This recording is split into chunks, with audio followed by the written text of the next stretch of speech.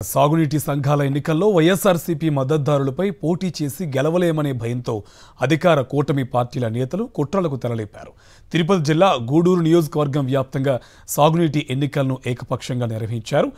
కోట మండలం ఉత్తమనెల్లూరులో వైఎస్ఆర్సీపీ మద్దతుదారుల ఓట్లు ఎక్కువగా ఉండడంతో అక్కడ తొలుత ఎన్నికలను వాయిదా వేశారు. తర్వాత రాత్రి 8 గంటలకు మళ్లీ ఎన్నికలను ఏకపక్షంగా జరిపారు.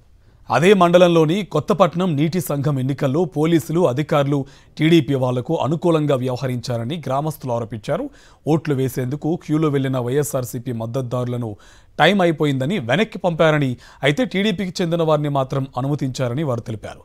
సీక్రెట్ పద్ధతిలో ఎన్నికలు జరపాలని తాము ముందు నుంచి చెబుతున్నా అధికారులు చేతులెత్తే విధానంలోనే ఎన్నికలను ఏకపక్షంగా నిర్వహించారని గ్రామస్తులు మండిపడ్డారు.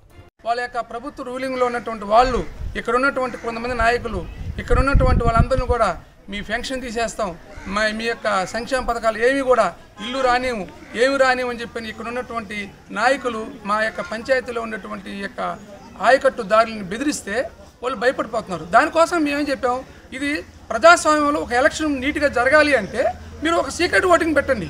సీక్రెట్ ఓటింగ్ పెట్టినప్పుడు ఎవరు మనోభావాలు దెబ్బతినకుండా ఎవరికైనా వాళ్ళు ఓటేసుకోవచ్చు.